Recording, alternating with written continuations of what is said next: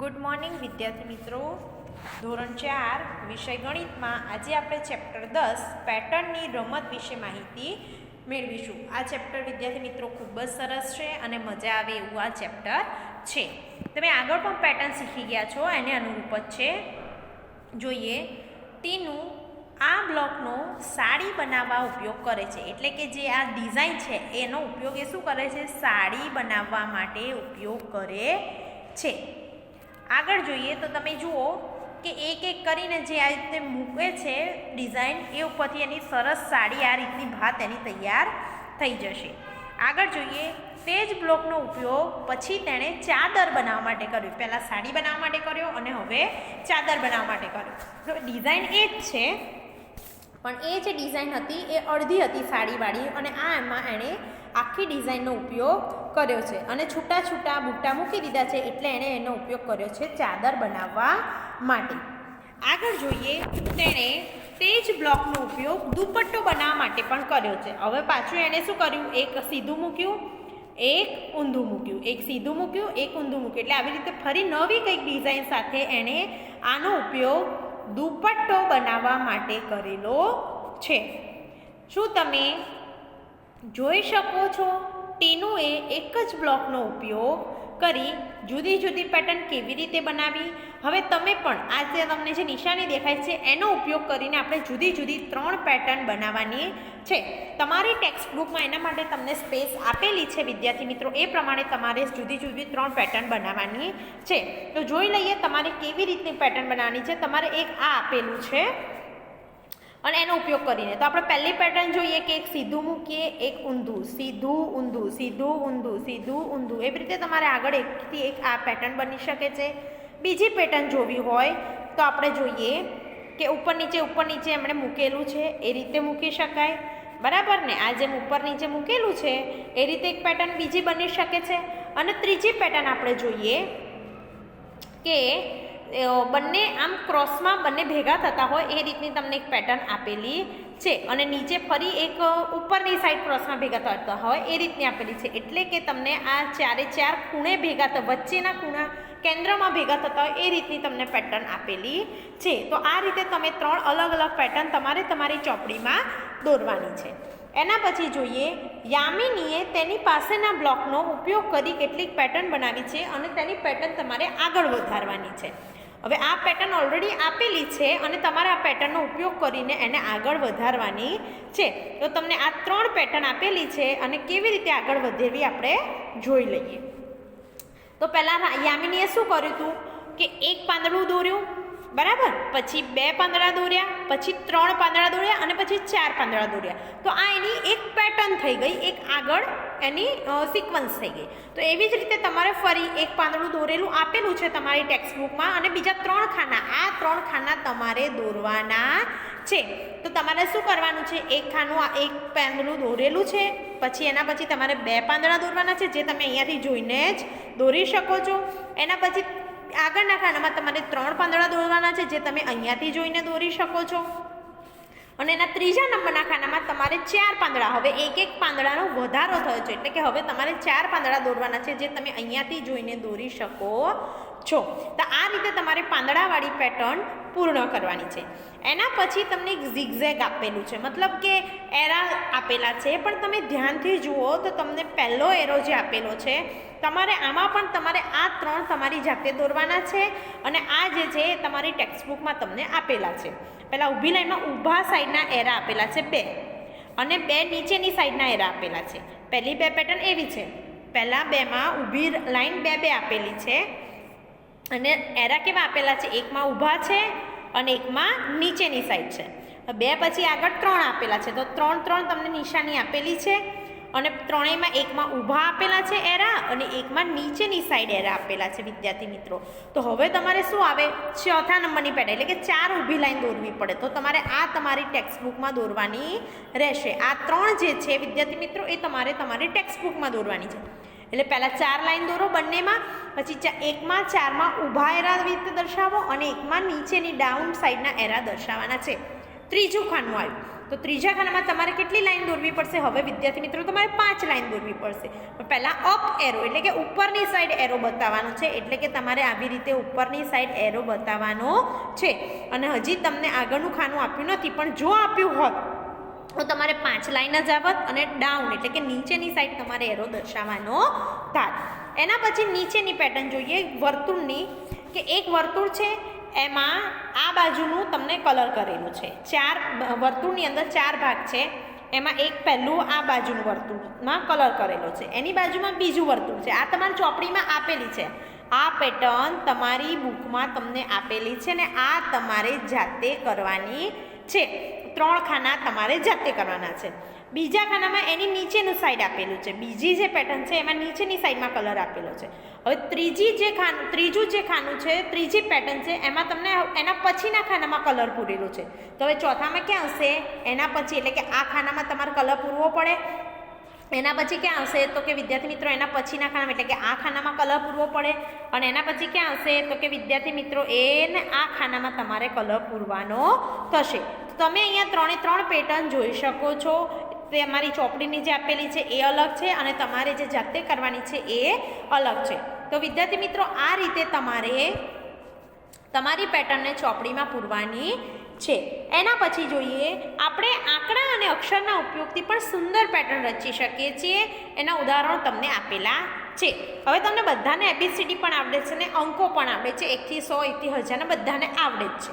આપણે આ જ વસ્તુનો ઉપયોગ કરીને અલગ અલગ પેટર્ન બનાવવાની છે. હવે તમને અહીંયા આપેલા છે ABC, પછી આપેલું છે ABC, પછી શું આવે? DEF, એના પછી શું આવે? GHI. તો આમાં શું આવશે? JKL. આમાં શું આવશે? JKL. જે હું તમને વિદ્યાર્થી મિત્રો પેટર્ન આખી બતાવું છું કે તમારે મૂળાક્ષરની પેટર્ન આવી રીતે આવે કે ABCDEF અને GHI તમારી બુકમાં આપેલું છે. તો આ 3 પેટર્ન તમારે આવે. GHI પછી શું આવે? તો કે JKL. L પછી શું આવે? MNO અને લાસ્ટમાં PQR. તો આ વિદ્યાર્થી મિત્રો તમારે તમારી પેટર્ન ટેક્સ્ટ બુકમાં કરવાની રહેશે, જેનો તમને ખાના આપેલા છે. એની નીચે જુઓ વિદ્યાર્થી મિત્રો અલગ એક પેટર્ન આપેલી છે 28 છે. તમને ડાયમંડ શેપમાં એક તો આકાર આપેલો છે. તમે જોઈ શકો છો ડાયમંડ શેપમાં તમને આકાર આપેલો છે. એટલે તમારે આકારથી કોઈ લેવા દેવા નથી, પણ આ મેં જસ્ટ તમને કહ્યું. હવે તમને શું આપ્યું છે? 28ની જોડે Z આપેલું છે. બરાબર? 28ની જોડે શું આપેલું છે? Z. એની આગળ આ તમને 3 પેટર્ન બુકમાં આપેલી છે અને આ 3 પેટર્ન તમારે બુકમાં કરવાની છે. 28 પછી આવે 28ની આગળનો પોઈન્ટ એટલે કે 27 આપેલો છે. 27 જોડે Y આપેલું છે. બરાબર? એના પછી આગળ આપેલું છે 26 જોડે X આપેલો છે. તો વિદ્યાર્થી મિત્રો તમે અહીંયા જોઈ શકો છો કે ઊંધેથી સિરીઝ 28 27 26. તો હવે કેટલા આવશે? તો કે 25 24 અને 23. તો આ એક આંકડાની પેટર્ન તો થઈ ગઈ કે 28 છે, એના પછી 27 છે, એના પછી 26 છે, એટલે કે ઊંધી પેટર્ન ચાલે છે. તો 26 પછી કેટલા આવે? 25 પછી 24 ને 24 પછી 23. તો વિદ્યાર્થી મિત્રો તમે આંકડાની પેટર્ન તો કરી લીધી. હવે અહીંયા એક હજી મૂળાક્ષરની પેટર્ન બાકી છે કે ઝેડની પછી આવે છે વાયની પછી આવે છે એક્સ. તો તમે અહીંયા ધ્યાનથી જુઓ તો એક્સ વાય અને ઝેડ પણ ઊંધી રીતે લખેલું છે. તો આપણે અહીંયા શું આવે? WX એટલે કે અહીંયા આવશે W, એની આગળ આવશે V, એની આગળ આવશે U.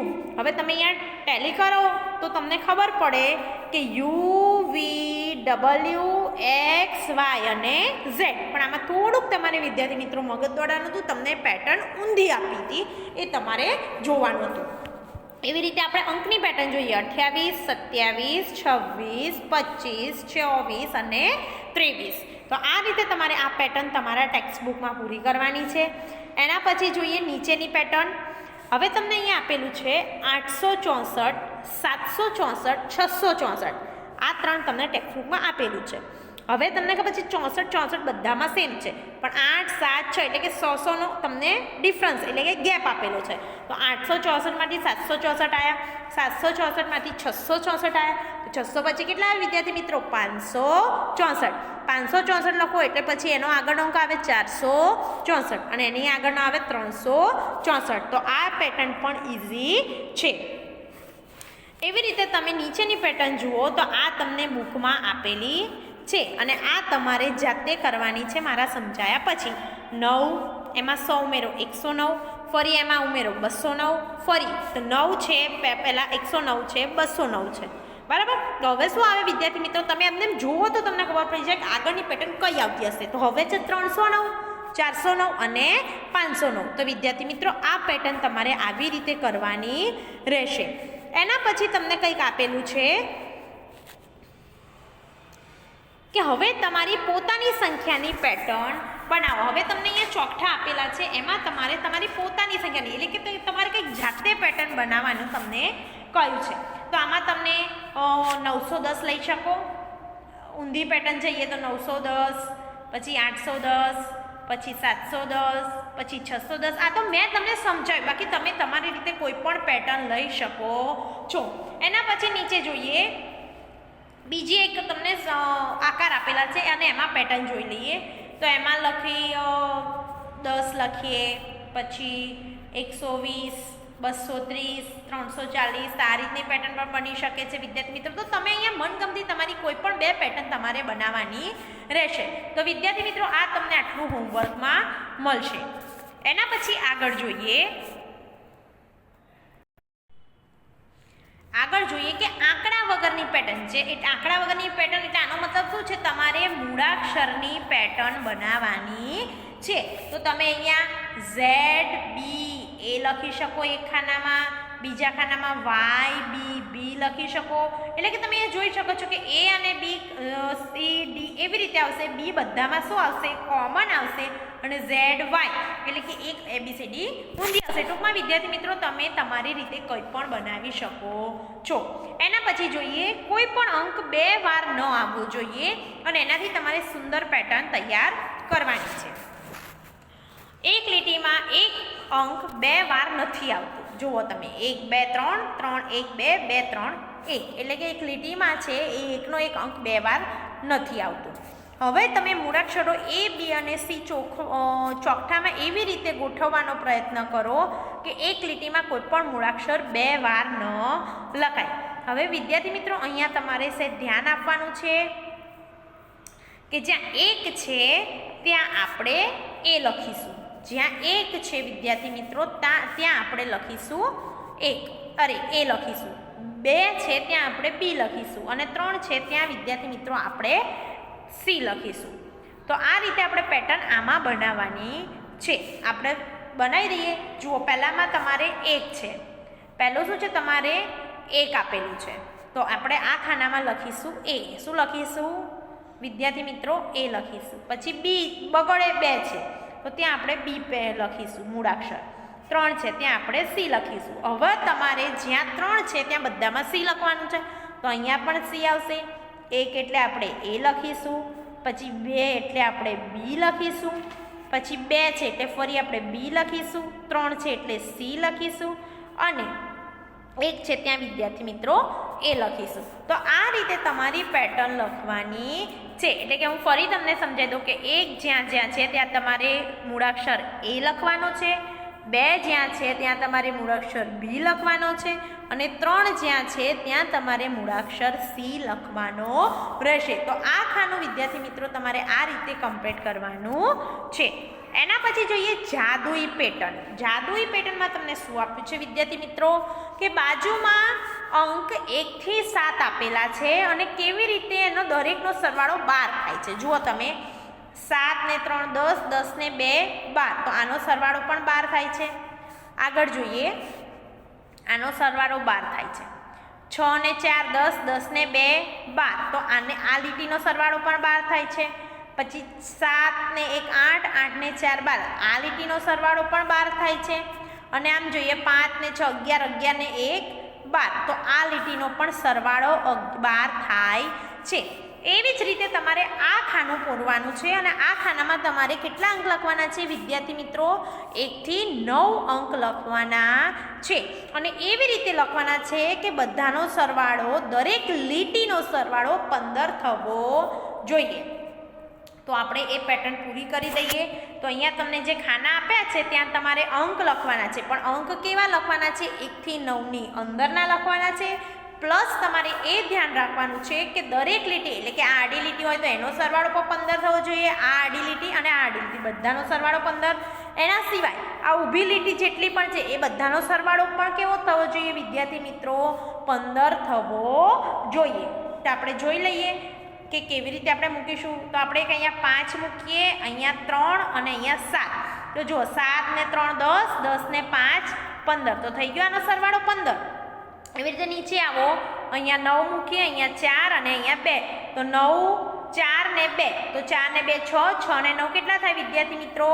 15. તો થાય છે બધાનો સરવાળો 15. તો એવી રીતે અહીંયા મૂકીશું 1 8 અને 6, 1 8 અને 6. તો 8 ને 1 9, 9 ને 6 15. તમે એવી રીતે ઊભો સરવાળો કરો કે 9 ને 1 10, 10 ને 5 15, 3 4 અને 8, 8 ને 4 12, 12 ને 3 15, અને 6 ને 2 8, 8 ને 8 16 થાય, પણ અહીંયા 7 છે એટલે 8 ને 7 કેટલા થાય વિદ્યાર્થી મિત્રો?